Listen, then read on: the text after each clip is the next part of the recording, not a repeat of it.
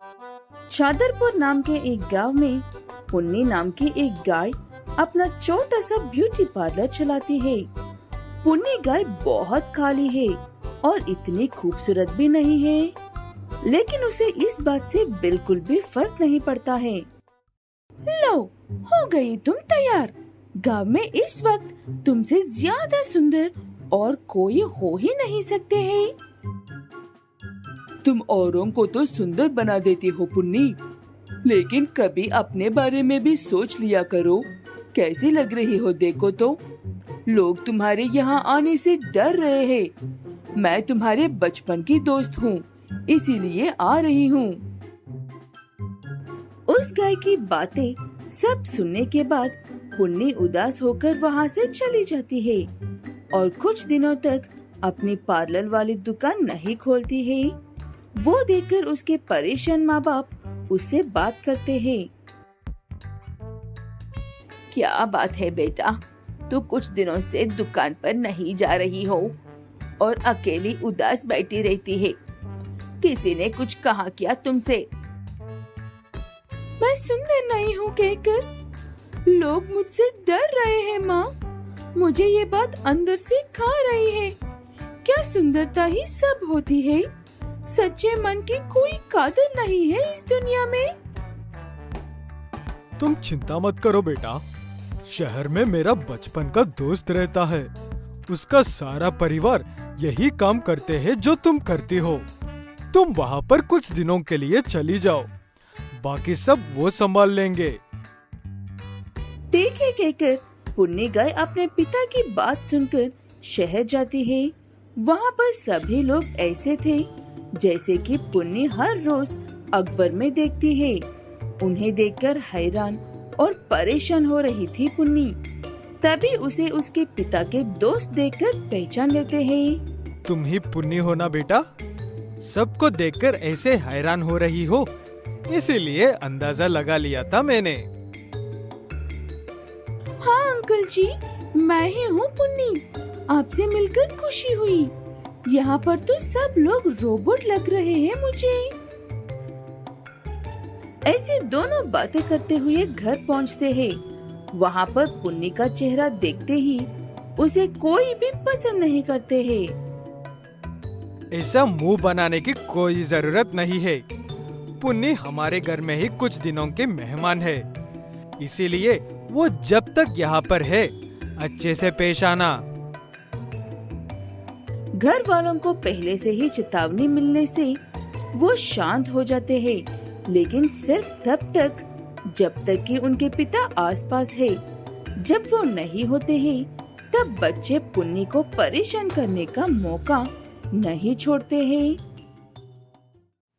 सुना है तुम कमाल की ब्यूटिशियन हो, लेकिन मुझे यकीन नहीं है। ऐसा होते तो तुम पहले खुद को ठीक करते हैं ना? हा हा हा हा हा। मुझे मेरे काम से इतना लगाव है कि मैंने कभी भी खुद पर ध्यान नहीं दिया। गांव में ऐसी बातें नहीं सुन पा रही थी, इसीलिए यहाँ पर आई हूँ। लेकिन ये बातें मेरा पीछा नहीं छोड़ रही है। ऐसे कहकर पुन्नी चुपचाप जाकर अपने कमरे में सो जाती है। कुछ देर बाद उसके दोस्त के पिता आते हैं और उसे एक खास जगह पर लेकर जाते हैं और पुन्नी से ऐसे कहते हैं। इस जगह पर कोई क्रीम, लोशन और पाउडर का इस्तेमाल नहीं होता है बेटा। ये पवित्र जगह है। तुम खुद पर जितना भरोसा करोगी, तुम्हारे साथ उतना अच्छा होगा। याद रखना, यहाँ पर लोग ना कि बराबर सफल होते हैं। ऐसे कहकर वो बैल पुन्नी को उस ढूंढली जगह में छोड़कर जाता है। वहाँ पर सब ढूंढला था, कुछ भी ठीक से नजर नहीं आ रहा था। बहुत देर बाद पुन्नी उस धुंध से धीरे धीरे बाहर आती है। उसे देखकर उस बैल की आंखें फटी की फटी रह गई थी। इतनी सुंदर गाय आज तक ना किसी ने देखी थी और ना ही ऐसी कोई गाय थे। लगता है मैंने तुम्हें कुछ ज्यादा ही हिम्मत दे दी थी बेटा। तुम तो एक परी से भी अच्छी लग रही हो। तुम्हें एक बार खुद को देखना चाहिए। उस बैल के अलावा किसी को भी यकीन नहीं होता है कि वो वही पुन्नी है जिसे देखने के बाद लोग अजीब से मुंह बनाते थे और खाना भी पसंद नहीं करते थे। अब उसे देखकर लात टपका रहे हैं। क्या ये वही है? मुझे विश्वास नहीं हो रहा है। पिताजी, मुझे भी ये ट्रीटमेंट चाहिए, चाहे कुछ भी हो।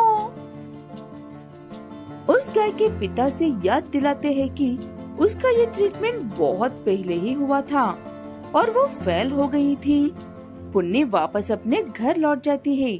उसके माँ बाप उसके लिए बहुत खुश होते हैं और उसकी दुकान पर भी ढेर सारे लोग आने लगते हैं और उसकी तारीफ करते हैं। तब पुन्नी उनसे, तब भी मैं थी, अभी भी मैं ही हूँ, तुम्हारे देखने में फर्क है बस। ऐसे पुन्नी पहले की तरह अपना काम करने लगती है और पहले की ही तरह कोई चाहे कुछ भी कहे, पुन्नी को तो बस अपने काम से प्यार था। ओगलपुर नाम के एक गांव में मुन्नू और चुन्नू नाम के दो भाई रहते हैं। ये दोनों भाई अनाथ हैं, इसलिए खाने पीने और रहने के लिए हमेशा दिक्कत रहती है। मुन्नू बैल को सिर्फ पेट भरकर गुजारा करने से मतलब है और चुन्नू बैल को मेहनत करके पैसे कमाना पसंद है। चुन्नू, तू इतना जिद्दी क्यों है मेरे भाई? ये देख, जो तू खा रहा है वही मैं भी खा रहा हूँ। तू अपनी हालत देखकर मुझे देख, कितना थका हुआ और धूल मिट्टी से भरा पड़ा है। हम दोनों एक जैसा ही खाना खा रहे हैं, लेकिन इसमें फर्क है मेरे भाई। मैंने इस भोजन के लिए किसी से भीख नहीं मांगा है। दोनों भाई हर वक्त इस बात पर बहस करते हैं, लेकिन कभी भी एक दूसरे का साथ नहीं छोड़ते हैं। आज तो मिल गया है, कल मिलेगा या नहीं, इस सोच में मुन्नू अपना कुछ भी भाई से शेयर नहीं करता है। लेकिन चुन्नू को अपनी मेहनत पर पूरा भरोसा था, इसलिए सब कुछ अपने भाई को तोड़ा या आधा देता रहता है। तुम हमेशा कहते हो कि तुम्हारा एक भाई है, लेकिन तुम उसे अपने साथ काम पर क्यों नहीं लेकर आते हो? हमारे पास सबसे अच्छा काम और तांकवा है, ये जानते हुए भी। वो क्या है ना सेठ जी, मेरा भाई की तबीयत अक्सर खराब रहती है, इसीलिए वो काम नहीं कर पाता है। अफसोस हुआ सुनकर, तुम्हारे छोटे कंधों पर भी किसी की जिम्मेदारी है। मेरी बात याद रखना, एक दिन तुम बहुत बड़ी हस्ती बनोगी। वो बैल चुन्नू की तारीफ किए जा रहा था और चुन्नू झूठ बोलने के बाद शर्म से अपना मुंह छुपा नहीं पा रहा था। भाई की इज्जत के चक्कर में बात कहीं और ही चली गई थी। मुझे पता है कि तुम अभी छोटे हो, लेकिन तुम्हारे पास कोई रास्ता नहीं है, इसलिए अभी से काम करने की आदत डाल लेनी चाहिए बेटा। बच्चे हो कहकर तुम्हें खाना दे रहे हैं, बड़े हो जाओगे तो बातें सुनाएंगे। मैं छोटा हूँ, इसीलिए मुझे काम करने पर भी कम पैसे मिलते हैं आंटी जी। मेरे साथ मेरा एक भाई रहता है, उसकी तबीयत अक्सर खराब रहती है। काम करने पर इतने पैसे नहीं मिलते कि मैं हम दोनों के लिए खाने का इंतजाम कर सकूं।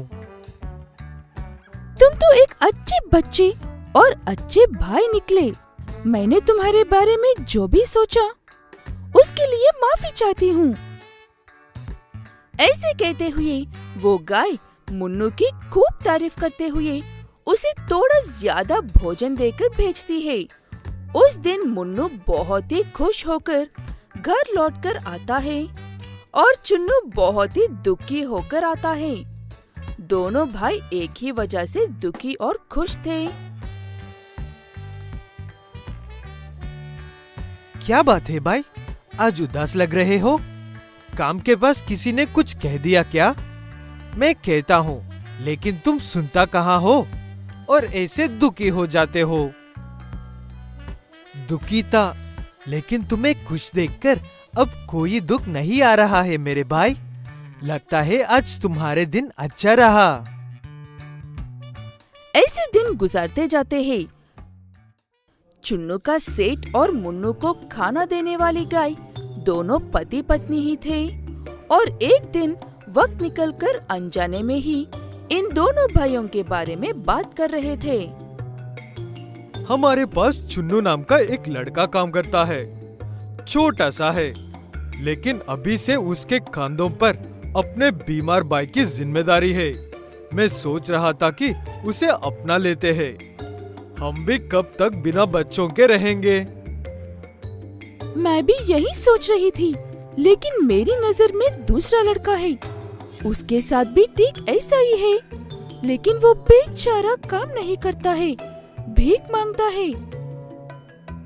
ठीक है कहकर अगले दिन वो गाय मुन्नू को रोक कर रखती है और वो बैल चुन्नू को लेकर आता है।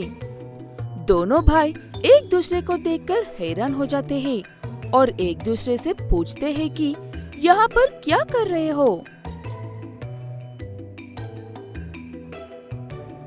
तुम दोनों एक दूसरे को जानते हो? कहीं तुम दोनों भाई तो नहीं हो ना? मुन्नू डर जाता है, लेकिन चुन्नू हिम्मत से सच बताता है।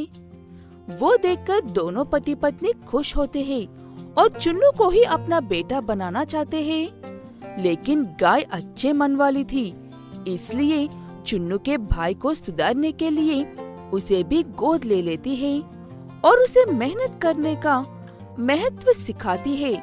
मुन्नू हर रोज बैल के साथ काम पर जाता है और चुन्नू घर पर रहता है। ऐसे दोनों भूखे भाइयों को वो परिवार मिलता है जो उन्हें सही गलत की सीख देते हैं।